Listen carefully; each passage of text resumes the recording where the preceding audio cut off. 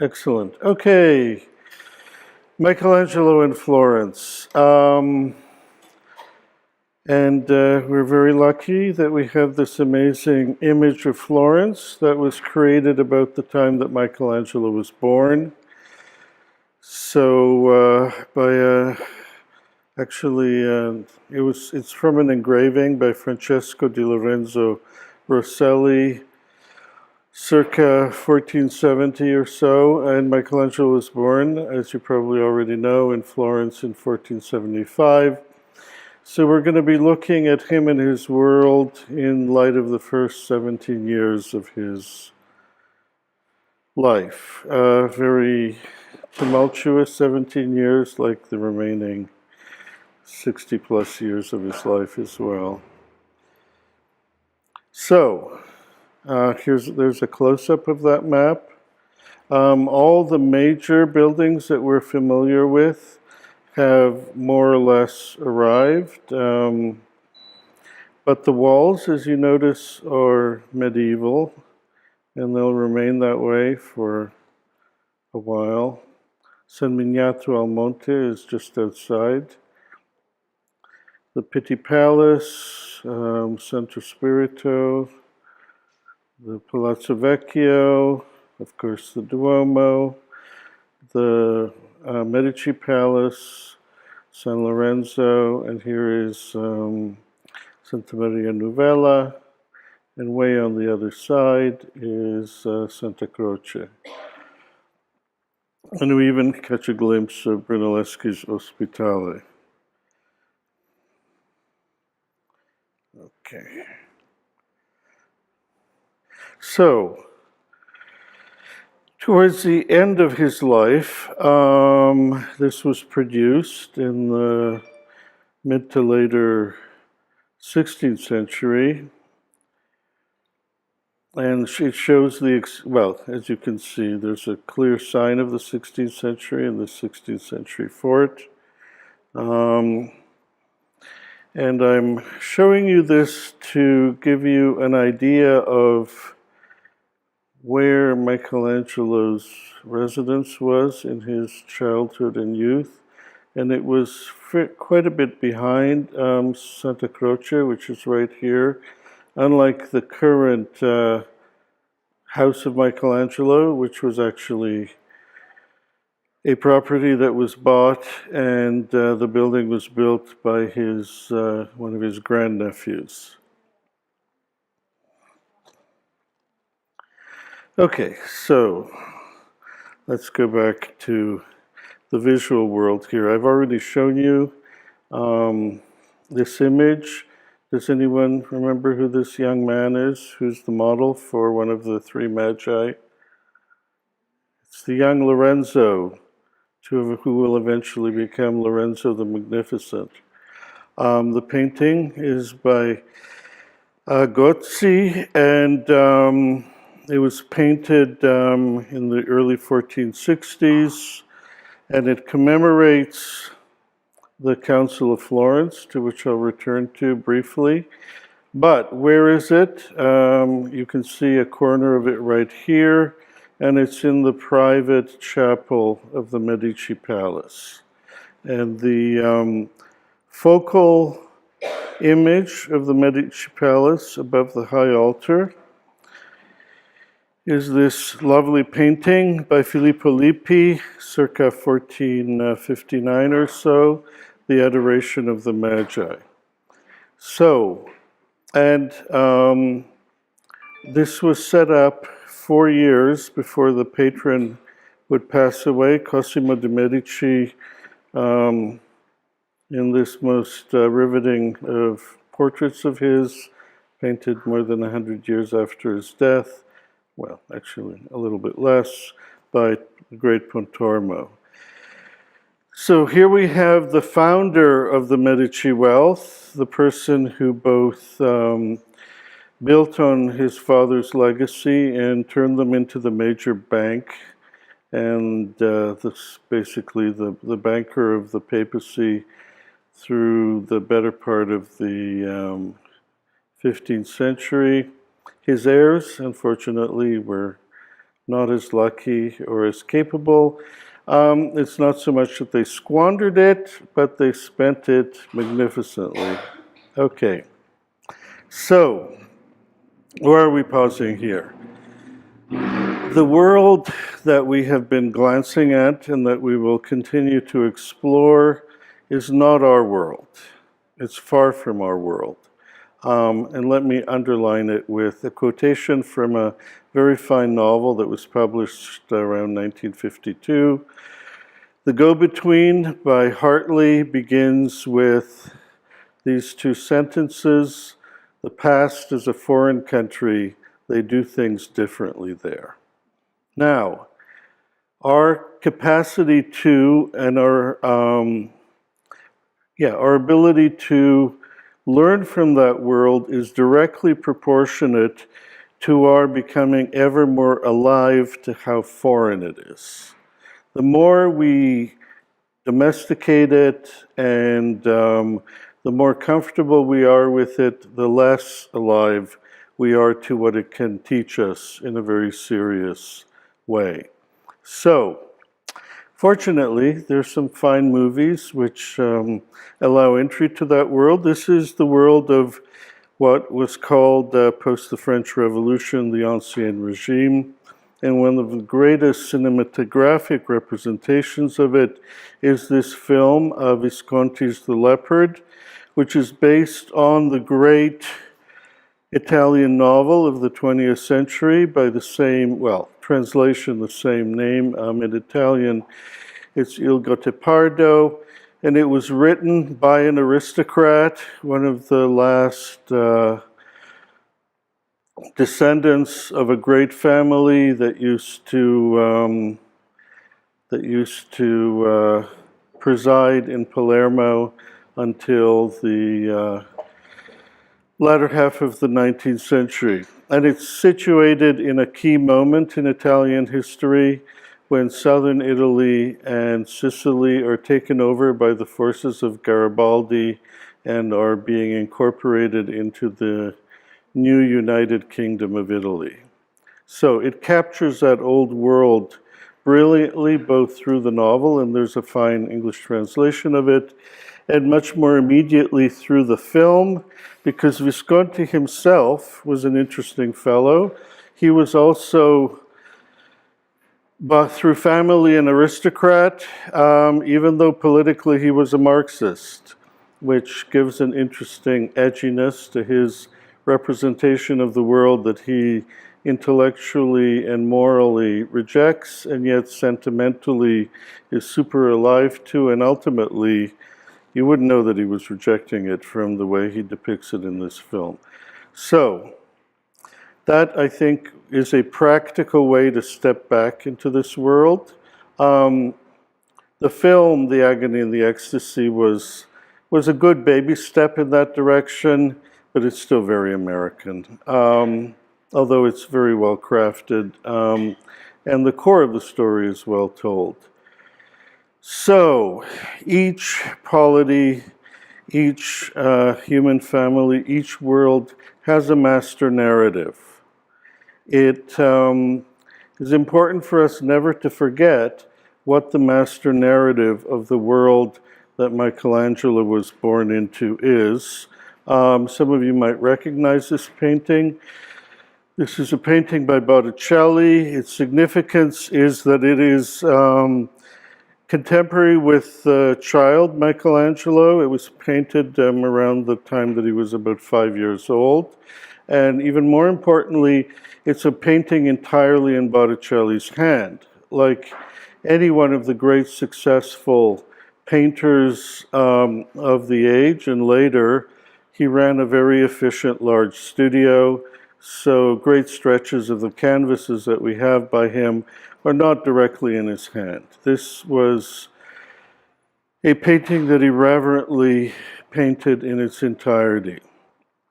So, the master narrative is Christianity. It's the Christianity of the Old and New Testament together as mediated by the Church of Rome. And that Christianity also is not identical to what we encounter when we encounter the Church of Rome today. It's not just a difference of 500 years. So that foreignness is important to remember. The people in this world were wholly a part of that narrative. That narrative literally structured their calendar, their everyday, their understanding of both the big picture and their encounters minute by minute through life. Furthermore, the world that Michelangelo was born into is very well represented by this painting. It's entitled The Triumph of Love. It celebrates a marriage. It was painted by the brother of the famous Masaccio, who collaborated with Brunelleschi, as I mentioned a couple of weeks ago, on the first Renaissance painting, Masaccio and Brunelleschi's Trinity. His brother lived a lot longer. He lived into the first 11 years of Michelangelo's life. And when we look at this painting, we're looking at a well, this painting is famous mostly for one reason. Today, it represents Florence's most important building, the baptistry, and it has a loggia. That's also important. But it belongs still to the late Middle Ages. Okay, the other point I want to make. Since you are, for the most part, artists and painters, visual people, I am presenting this material addressing your strength as visual people and hopefully people with a very strong visual memory as well. So I use as many paintings, both contemporary with the times and retrospective paintings from the mostly 19th and sometimes early 20th centuries to convey the story. So when we look at this painting, when I say medieval, I hope most of you see that in an instant, even though the painting is already participating in the pictorial spatial revolution that Brunelleschi initiated at the beginning of the 15th century. It partakes of both worlds.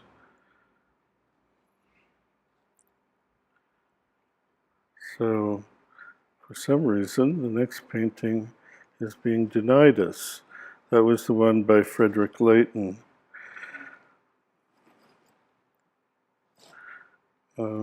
Maybe the file is too big, possibly.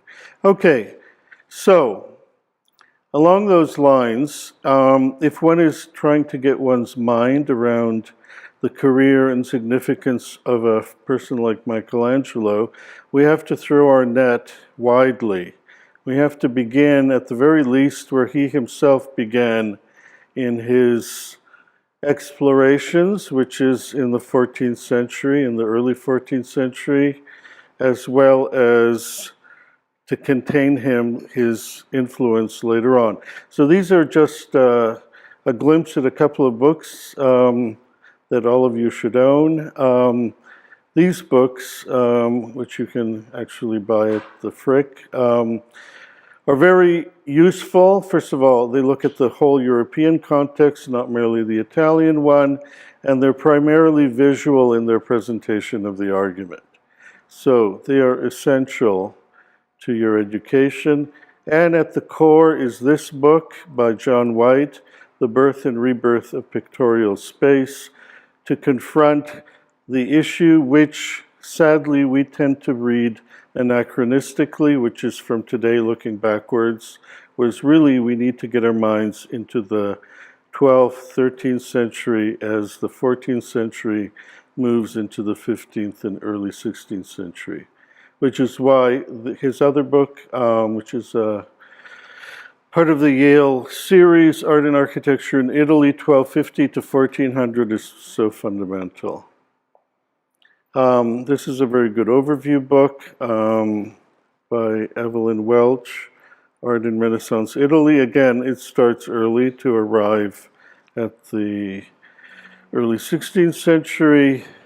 And this is a superb book, which is a series of essays that focuses on a few key monuments, and the chapter on Masaccio and Brunelleschi's Trinity is excellent and spells out some of the observations I was making about its multiple vanishing points and their artistic and theological significance. And finally, the person who haunts all of this and who is a true philosopher, theoretician, as well as a seminal artist, is Leon Battista Alberti and his book on painting. Not only is it the codification, the first serious effort to geometrically and mathematically define spatial realism. I use two terms, spatial realism and spatial naturalism. The two are not identical. Spatial naturalism was creeping in, actually it was present already in Greek and Roman antiquity. It was being re-engaged with in the later 13th and early 14th century, most notably in the work of Giotto, as we'll glance at again. But realism is something that is a new phenomena that we will absolutely return to, because Michelangelo very much confronts it in a rather, to some, exasperating way. Okay, and finally, yes, the 16th century. This is another essential book that, of course, contains the later career of Michelangelo and its very direct consequences. So, okay, another point that I'm going to zero in on. At the end of last class, we were finishing with this painting. Of course, Piero della Francesca. So, to make the point, to underline the point, when I showed you this painting, what was one of the things I pointed out immediately about this painting as an artistic artifact? It's severely compromised. It's been cut down.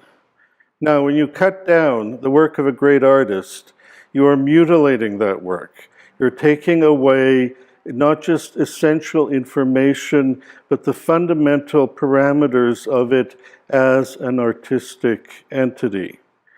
Now, that's one way to mutilate a work. The other way to mutilate a work, even if you don't cut it down, although sadly too many of these works have been cut down, is to wrench it out of its original context.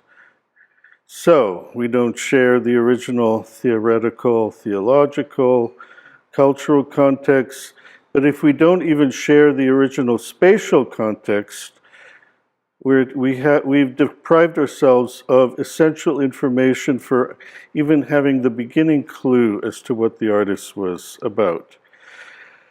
The space that it was painted for has been changed, but the location was the high altar. Fortunately, we have another great artist, Peruzzi, from the early 16th century, who sketched this space with our painting in its original context. So you put that back here, realizing that originally there wasn't a barrel vault, but the apse was identical to the two transverse transepts. And so what do we see? We see that the painter is painting his painting within the framework that the architect has given him. The framework is the place where the miracle of the Mass takes place.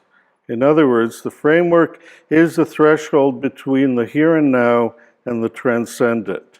And when the painter paints a space that is a kind of idealization or intensification of the space that you are standing in, he is pulling you artistically through the threshold into the realm of the transcendent. Now, none of this is present if you go to Milan and look at the painting on the wall of the art gallery there. This is the kind of work that is necessary for every single one of the works of art that we study. Okay, it's a challenge.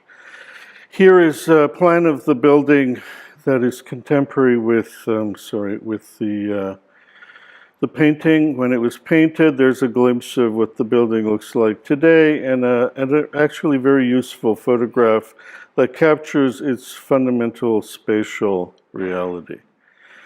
So fortunately, and this is where we actually ended with the next great artists of what I was calling the monumental style, Mantegna. We're very lucky that this altarpiece still survives in its original setting, in its original framework, which Mantegna himself participated in the design of. So, while we should continue to concentrate on the meaning of the term the monumental style, nonetheless, here we get a chance to look more deeply into this masterwork of religious art of the middle of the, third quarter of the 15th century. So, notice that the frame of the painting extends into the fictive space of the transcendent realm of the Madonna and the saints. It's spectacular. And the monumental style is not simply a function of size. The very small painting of the crucifixion that is a part of the plinth or pedestal of the painting is itself clearly the artistic vehicle of Mantegna's work. Yeah, this was painted around 1460. Now, what you see there is a replica because this painting, the original, was taken and presently lives in the Louvre, the crucifixion, I mean. So we step back, we see it in its immediate context, and we step further back and from the threshold of the church. Even though it may not be huge, it utterly dominates that space, as did the Piero della Francesca that we were glad to get. Sadly, this Mantegna wrenched out of its original context. So we can guess, but it's a mystery. Even the frame is much later, as you can see. This wonderful conceit of this pergola operating as the apsidal space, and this amazing marine artifact that hovers over the Madonna and Child, the whole thing charged with iconic significance. This painting was painted when Michelangelo was in his early 20s. So, all these works frame the world that he is born into and that he becomes artistically as well as personally engaged with. And this is a masterwork from his world. Another work by Mantegna's, painted when Michelangelo was about 5 years old, the great Martyrdom of Saint Sebastian, which lives in the Louvre, I think. Yeah, it does. It's one of 3 martyrdoms of Saint Sebastian that he painted, and along those lines, let me turn this off so that it doesn't beep, is this fabulous painting, which is also, it possibly was a part of a triptych, more likely a part of a diptych. It's been reconstituted as a new triptych, but the paintings that it's paired with do not belong with it.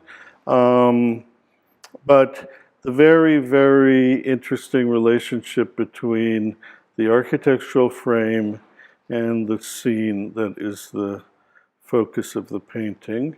Here you see in its current frame, at least the people who created the current frame were sufficiently alive to what the original frame might have been so that they echoed the pilasters in the paintings with the new pilasters in the frame.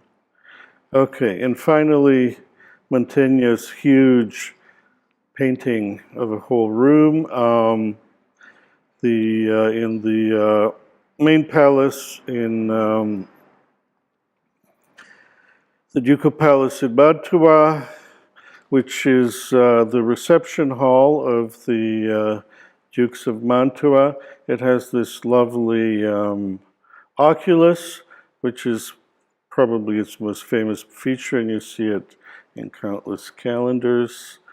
But this is the focus of that room, the court scene, and it is clearly within that monumental style that I was arguing appears first most emphatically in the works of Giotto, and here it is carried well into the late 15th century. So, a part of what makes these figures monumental, of course, is that we're looking up at them. But more than that, that they're conceived of as figures that create space around them. In other words, there is a quality of the sculptural about them that was already present in Giotto's figures. So here we see the court scene within its larger context, and then we step back and see it in relation to the room. You have to be there at the right time to get permission to see it. Sadly, both times I was in Mantua, our guide had actually got us into Mantua on a Monday. And as most of you should know who've traveled, Mondays are when galleries and museums are closed. So we did get to the churches, but not to the palace. And finally, this fabulous painting by Mantegna, The Agony in the Garden. It's from his earlier period. Well, actually, yeah, it's from his early period.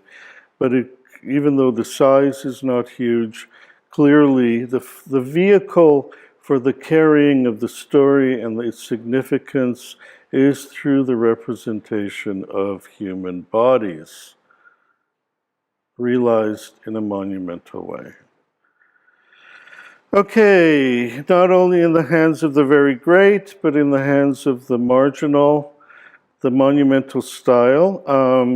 In Pietro Perugino's Pietà, circa 1490, when Michelangelo was 15 years old.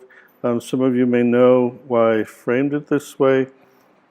Perugino had the misfortune of living well past the date that he should have been put away, which is to say he lived past the death of Raphael well into Michelangelo's maturity, so that it is said by Vasari that Michelangelo to his face called him an incompetent artist.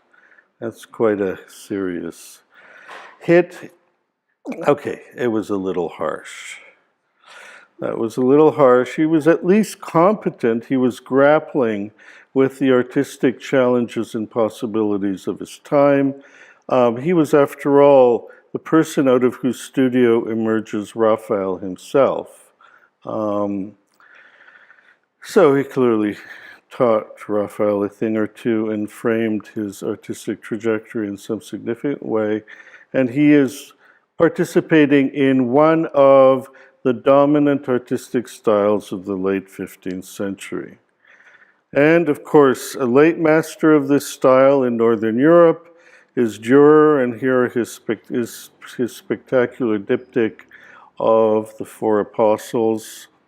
So the style is not something that was confined to Italy.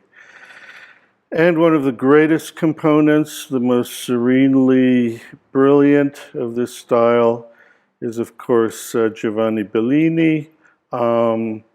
This is a work from the later part of Michelangelo's teenage years, presently in its original context in the Church of the Friars in Venice, where you have the perfect integration of frame and content on a high altar. This high altar is actually in a Gothic chapel. So, And one could say a lot about these individual works. So, the sources of the monumental style. Well, they're obviously earlier than the early 14th century. The monumental style is magnificently represented in this great mosaic that I've already showed you from the Hagia Sophia from the mid-9th century AD. Because what are its sources? Its sources are Roman. And thanks to one of the people in this room, I'm able to share this wonderful image of the goddess Roma from the Archaeological Museum in Rome. It's a fragment, so the surviving part is clear and the context has been partially sketched in a decent way. So what are we looking at? We're looking at a Roman painting in the monumental style that channels a command of foreshortening and spatial naturalism that is very emphatically present. It could easily fit into the 15th century. So it's a tradition, and the artists of the 15th century would now and then run into ancient Roman paintings as various sites were being plundered for their building material and pieces of marble to be burnt into lime, to be actually baked into lime. Okay, the most spectacular surviving series of frescoes in this monumental style are, of course, the ones that were excavated in the mid-20th century at the so-called Villa of the Mysteries on the edge of Pompeii, and some of you have seen this extraordinary set. I give you their context in this brilliant digital reconstruction, which was commissioned for an exhibit at the Met, and thankfully online you can get decently sized images of it. So they graced a room. They in fact framed perhaps one of the rituals that was enacted in the room. Perhaps not, we don't know. It's mostly called the Villa of the Mysteries because the content of these paintings are a mystery. And there's a hypothesis that some have to do with the mysteries of the cult of Dionysus, because Dionysus is present at the back wall of this room. Okay, so the monumental style, as I was saying, goes way back.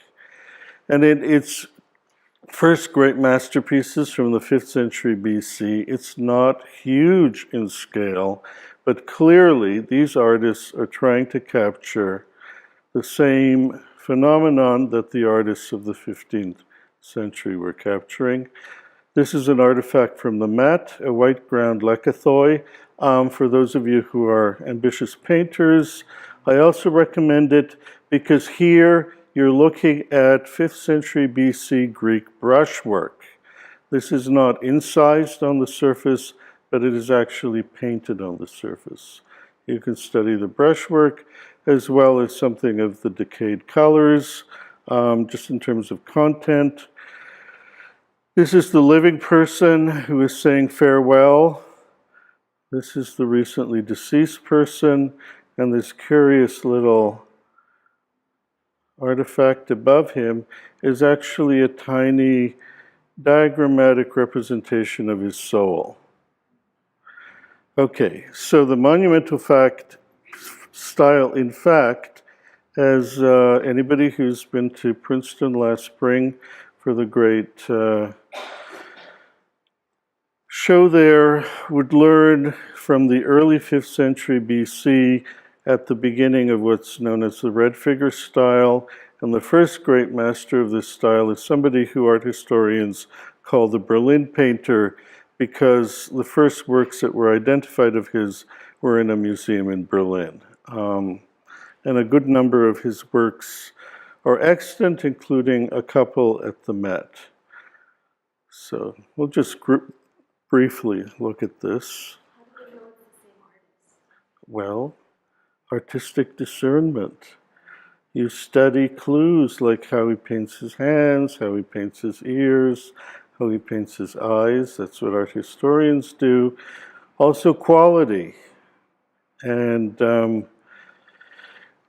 we have a history of at least 150 years of carefully studying 5th century BC and 6th century BC Athenian pottery. It was a luxury item that was exported to rich places around the Mediterranean, which means that a lot of its best artifacts are found in Italy, thanks to the Etruscans.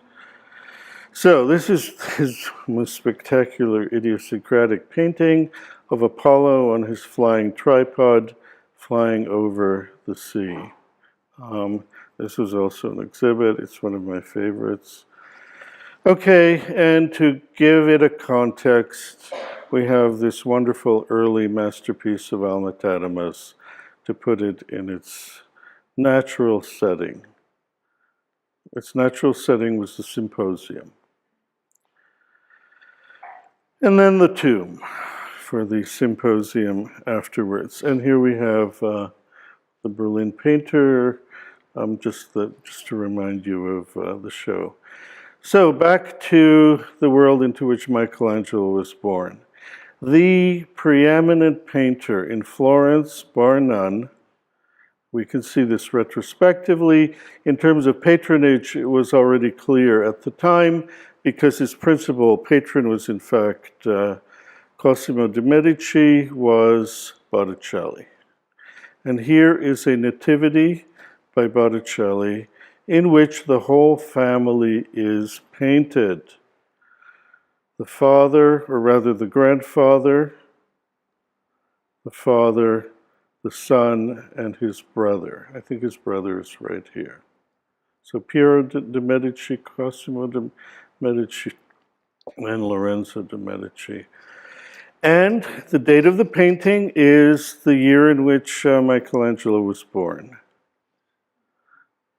This is literally the world into which Michelangelo is born in a single painting.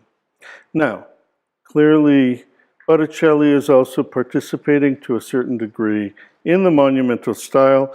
Who is the most monumental figure in this room? None other than Botticelli himself. So this is a self-portrait of the painter in the height of his mastery.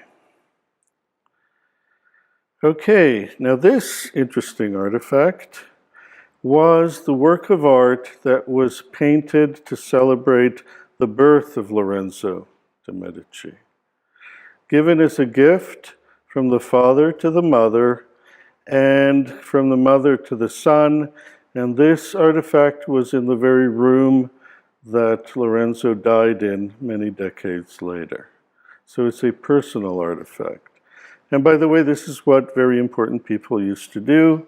If you were a prospective important person being born into an important family, you would be given one of these gifts at birth. And contemporary with this, well, not exactly, about 15 years later, is this magnificent tondo of the Madonna by Botticelli. It's called the Madonna of the Magnificat. And here you have the young Lorenzo and his younger brother Giovanni painted into the wonderful scene with this very gentle protective angel hovering above them as two further angels hold the crown over the Madonna. Okay, so Lorenzo's father, Piero di Cosimo de' Medici, was a more tragic figure.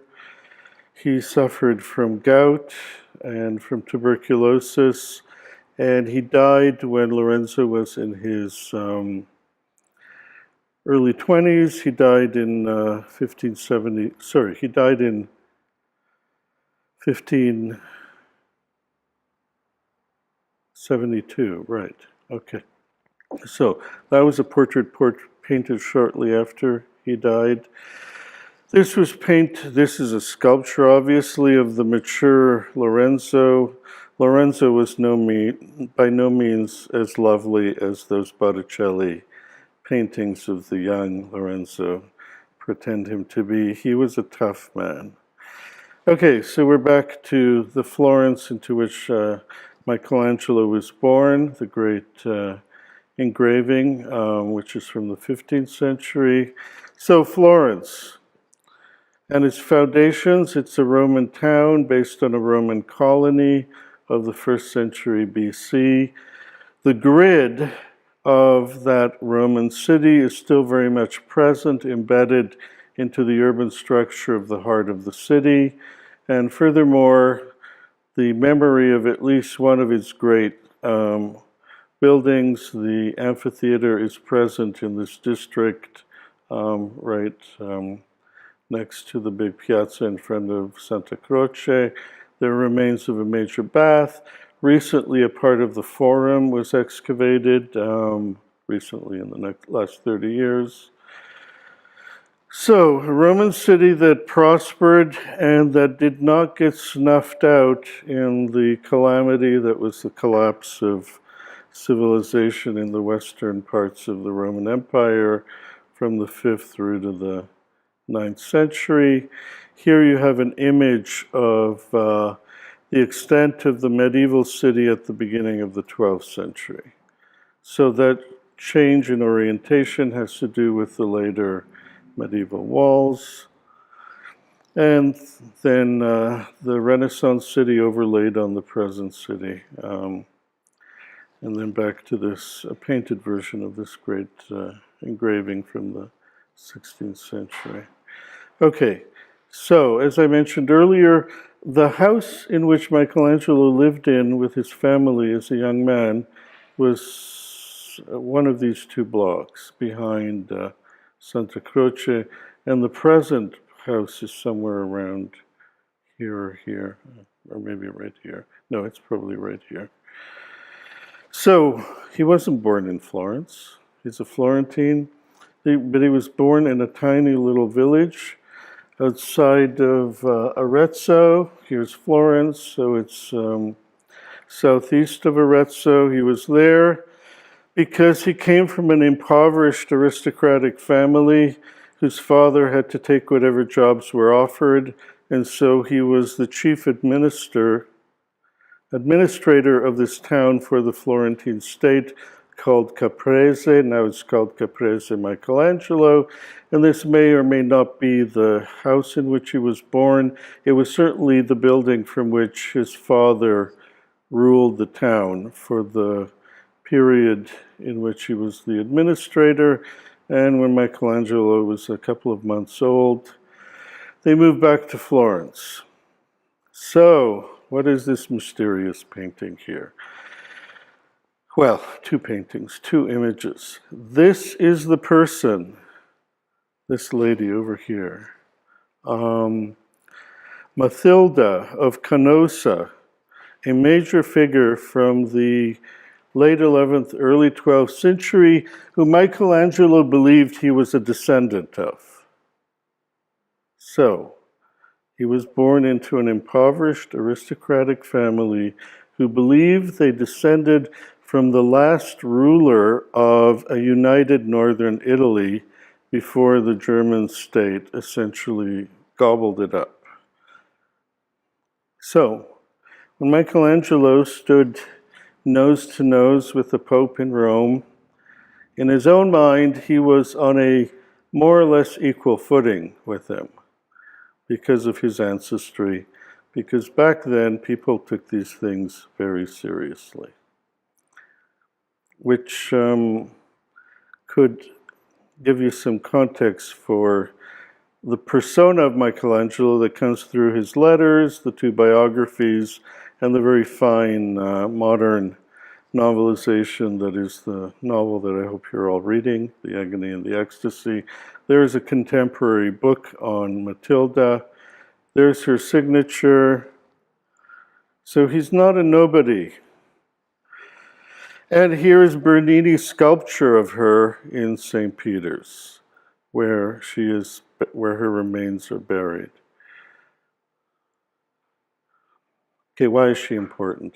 Historically, because she reconciled the Holy Roman Emperor Henry IV with the then reigning Pope Gregory VIII during the beginnings of the playing out of the great investiture context, which ultimately leads to the cultural schism that is at the heart of the revived Roman Empire in the West, the Carolingian/Ottonian empires, that ultimately gives rise to the various city-states that are the crucible for the cultural vitality of the West.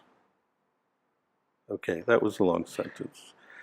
But in a nutshell, Michelangelo is born into a polity that is a small state that is centered around a city that does control a few other smaller cities, that is in competition with other polities more or less the same size. That these could emerge was a function of the shattering of imperial authority through the struggle of the papacy to hold on to its material secular authority. And because the two sides were more or less by the 11th and 12th and 13th centuries evenly balanced, it gave rise to a plethora of independent cities across northern Italy, through France, and throughout Germany, and further north, all the way into the Baltic. That was the key. So she is a major player in this, which is why the map of northern Italy, at the time Michelangelo is on the threshold of adulthood, looks like this. Now, from my first lecture, you know why southern Italy doesn't look like that. It's because of the Normans, the heirs to the Vikings, that unified it into a single state, which meant that it really had only two significant centers of cultural power, Palermo and Naples. So southern Italy just has Naples. Well, it had Naples. It has the ruin of a city that is Naples today. Sicily has Palermo. The Papal States were a very fragmented state which tended to devolve into a whole bunch of small competing states. And in fact, it was only in Michelangelo's lifetime that it was cobbled together into a more or less coherent polity centered on Rome. So there's a close-up of northern Italy, and here is a truly charming sculpture of the young Michelangelo. It's sculpted by a sculptor called Emilio Zocchi in the middle of the 19th century, and it lives in the Pitti Palace, in one of the rooms of the Pitti Palace, in the part of the 19th century collections. And what it represents is a story out of Vasari, where the young Michelangelo is carving the face of a satyr and imitating an ancient statue. So this story comes from Michelangelo himself, that he told Vasari, that Vasari then channels. So this is taking us into Michelangelo's world. So Michelangelo had an education in the rudiments of writing and reading. Of course he did. He comes from an aristocratic family. They were pushing him in the direction of law or commerce. He resisted. Eventually, this drama is played out quite a bit in the Agony and the Ecstasy, as you know, in the first few pages. He resisted, and ultimately his father puts him into the studio of the most successful painter of Florence at the time, not Botticelli's, but Ghirlandaio's studio, when he is 13 years old. And the degree to which Michelangelo is talented is testified by the fact that rather than his father having to pay Ghirlandaio to be a member of the studio, Ghirlandaio gives his family a small sum of money for the privilege of teaching their son. And from this one painting of Ghirlandaio's in the building, which was the most important artistic project of Michelangelo's childhood, the Sistine Chapel, you can see that Ghirlandaio is operating kind of at the edges of the monumental style. The reason why I say at the edges is because the pictorial space is also very important for him, and he is operating in a certain degree of naturalism, if not absolute realism. So this is the Calling of the Apostles of 1481, when most of these paintings were being worked on, and of course this is what the Sistine Chapel looked like. Its artistic center of gravity was lower. Today it's not, so we tend to look up and we tend not to pay too much attention to the walls. That's today. But back then, it was this lower register which was very much in the foreground, and who was responsible for this stunning series of tapestries that were eventually woven for the Sistine Chapel in competition with the ceiling? None other than Raphael at the height of his maturity.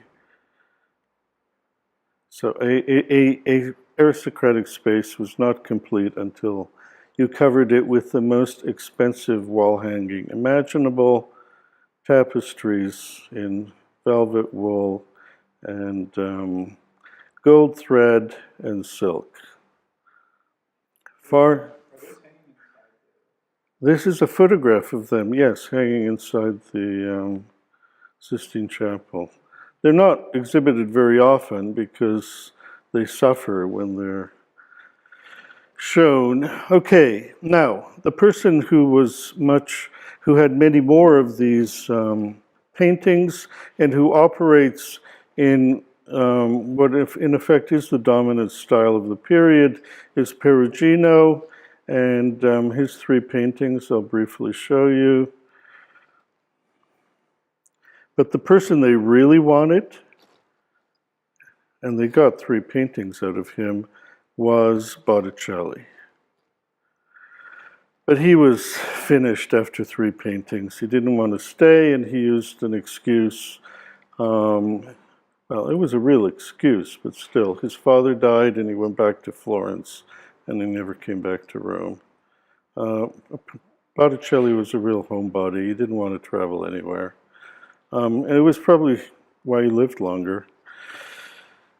Okay, so here is the second of the Botticelli paintings. And the third.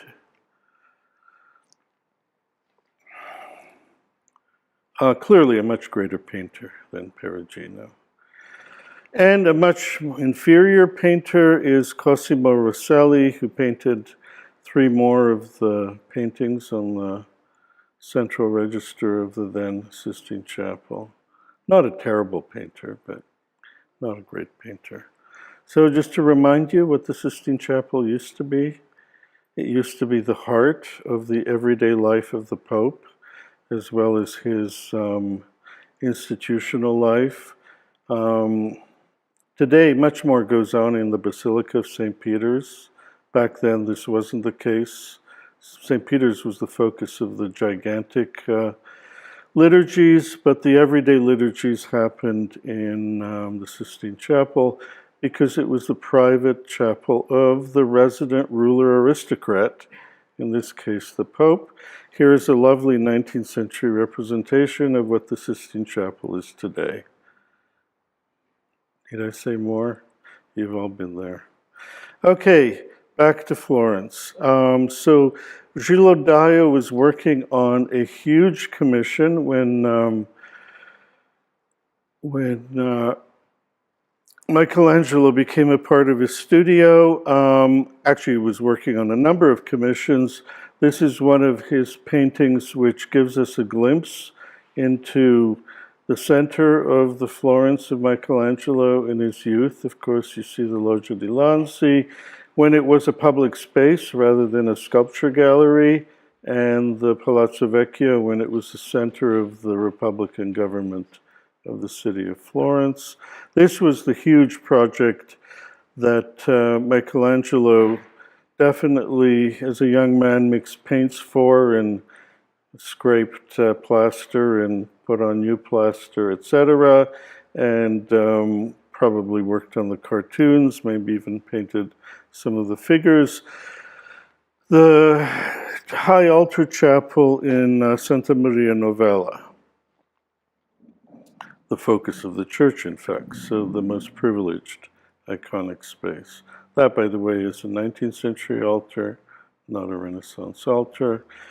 Here's one of the paintings, clearly showing that Gilles Daillot was engaged with spatial realism as a part of his repertoire.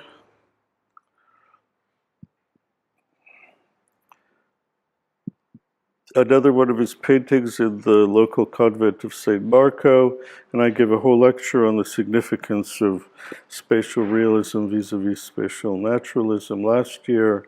So the charms and pitfalls of spatial realism, if you want to look it up in the collection that Eric has made available. So back to the young Michelangelo. It is lovely. This is a late 19th century sculpture of the young Michelangelo, the same subject, by the nephew of the sculptor who worked on this subject 50 years earlier. This is Cesare Zocchi of circa 1890.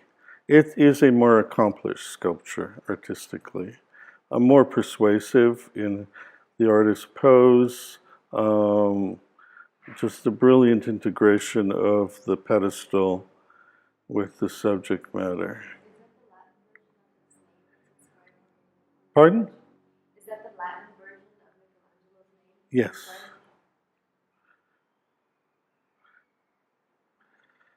So this one is in the Casa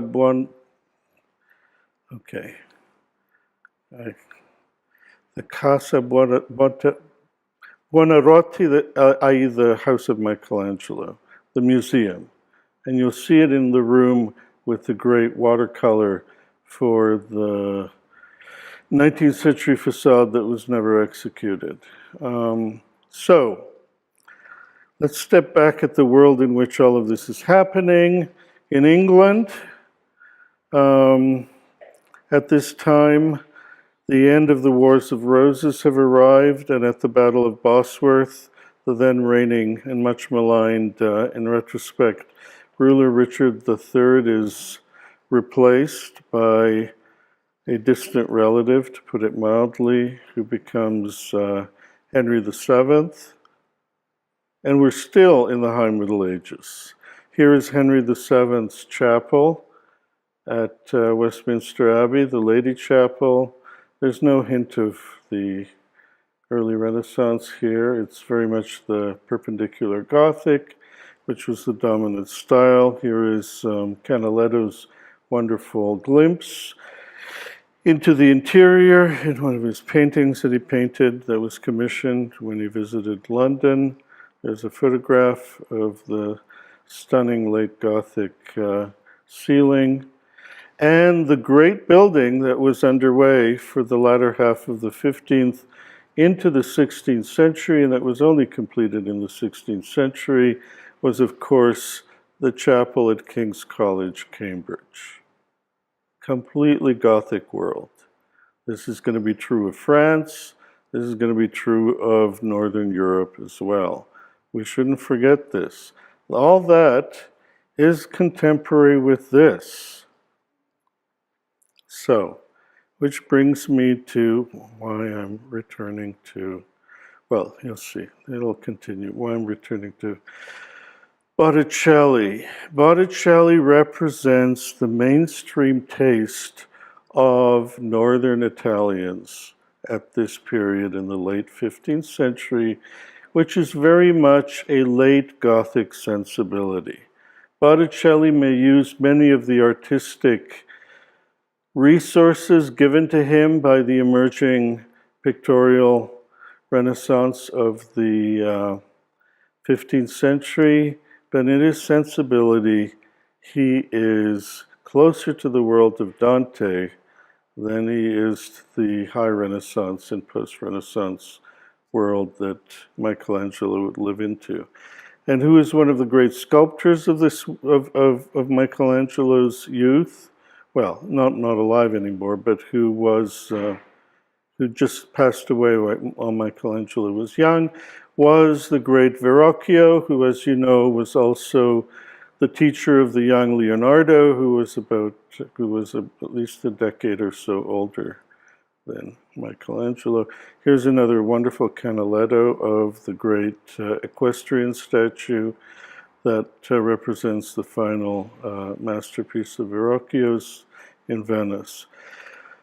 Okay, and what was the most significant event in Florentine history that pretty much defined the 15th century for them, their preeminence in the 15th century, and the transformation of the culture, and the engine for that transformation was, in fact, the great ecumenical council that we call the Council of Florence,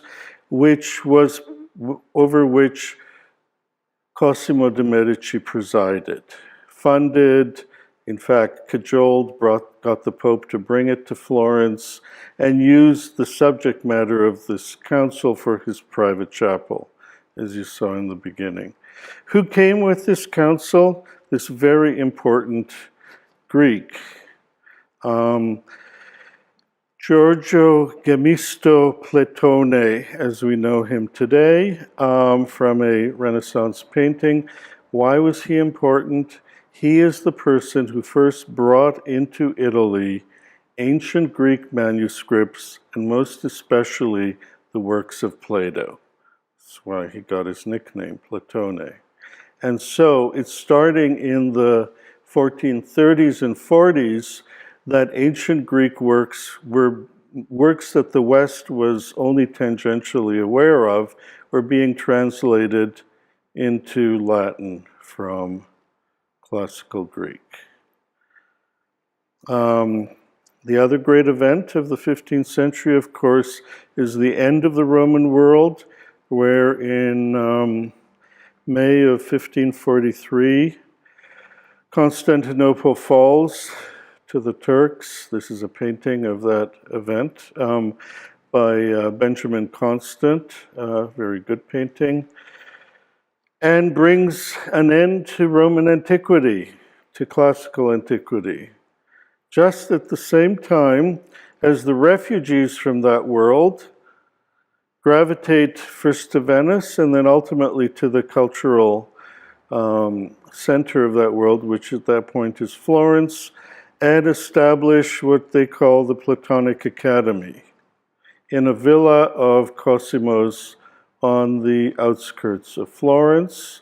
And this is what this villa looks like today. And here are a number of the figures. This is Marsilio Ficino, who is one of the major figures of this re-engagement with Greek antiquity as opposed to Roman antiquity. And with them come the plays of Sophocles and Aeschylus and Euripides, the histories, and some other things that probably would have been better that they didn't come, but I won't dwell on that too much. Here is a congregation of these members of the Florentine Academy in the context of one of Ghirlandaio's paintings in this high altar chapel in Santa Maria Novella. Here they are. They're very much at the heart of The Medici court, because when Michelangelo was 14 or 15, Lorenzo asked that Ghirlandaio give him two of his best students so that he be educated in the classics at this villa, the Florentine Academy. So Michelangelo is one of the two, and that is offered. And at the same time, here are two of his earliest known drawings, which may or may not be a part of this exhibit that opens in a month at the Met. What he's drawing, what he's sketching, is one of Giotto's late works in Santa Croce, in the so-called Peruzzi Chapel. You can see it right here on the wall, since I like to give them a context.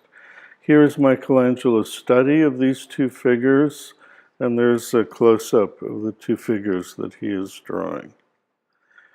So, right from the beginning, in his earliest surviving drawing, we have Michelangelo studying the monumental style and zeroing in on the founder of the monumental style. This fresco is much eroded, so the features are a little bit sharper in the Michelangelo sketch than they are in the original. The other person that he was studying was Masaccio. This is from a lost painting of Masaccio's, a lost fresco. And his style of drawing, this ink crosshatch style, comes directly from Ghirlandaio, his patron. And here we're looking at his first independent work, the Madonna of the Stairs. And we confront immediately the mystery that is Michelangelo in this work. And why do I say we confront the mystery of this work? Well, because, of course, we have the Madonna and Child, but it's a very idiosyncratic child that's turned its back to us, that is ridiculously muscular, to put it mildly.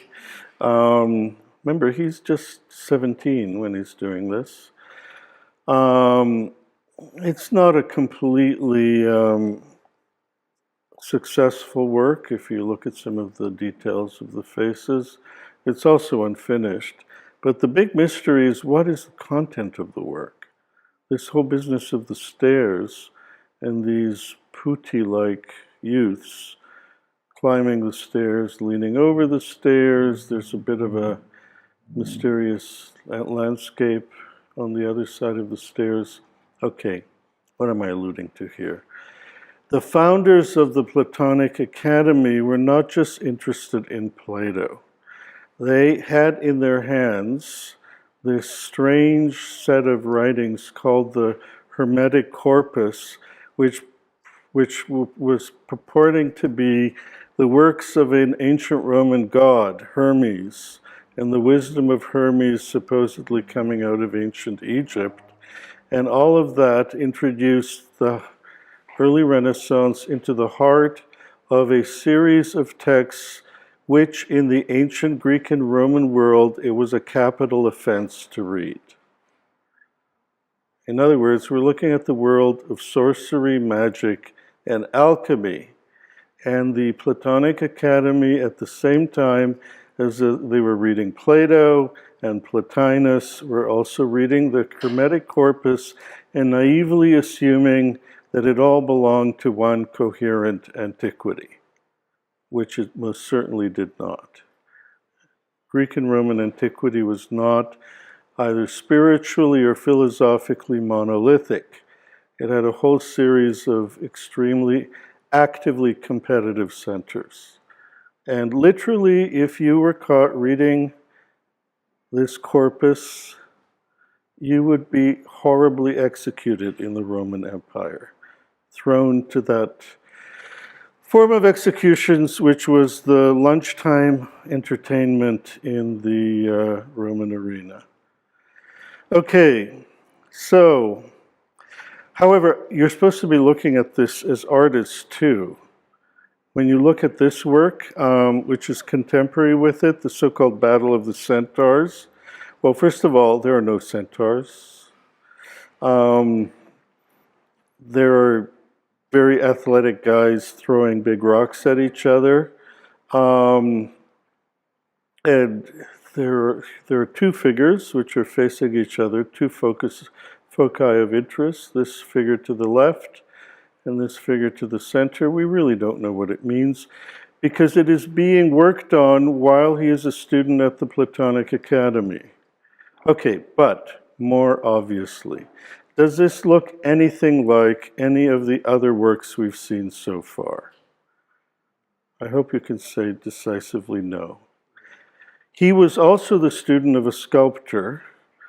And this is his sculptor. So, at least in terms of shared subject matter, the sculpture that he was in is called Bertoldo di Giovanni. Not a very great sculptor, but certainly this is his most accomplished work.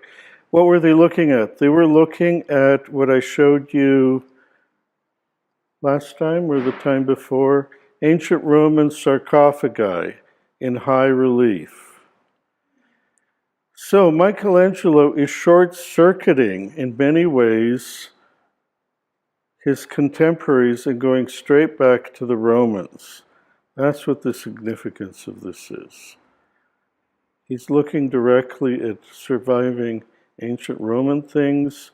Where is he getting this taste from the same Platonic Academy that will seriously mess him up spiritually and intellectually and give him the very interesting persona that is the Michelangelo that we will look at for our remaining 6 or 7 lectures.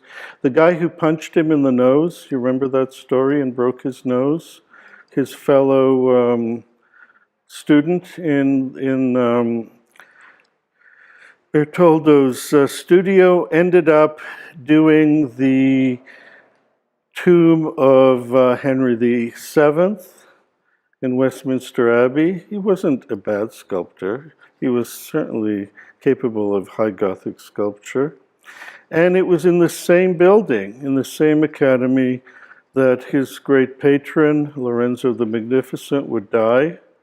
There's another view of it from the other side, the more obvious villa side, and would be buried with his brother and father in the old sacristy in this spectacular porphyry and bronze tomb that Verrocchio fashioned for his father and brother. And here is a 16th century painting of his first great painter, Lorenzo the Magnificent by Vasari. And next time we will be introduced to the other dark figure in his spiritual development, Savonarola. So, until next week.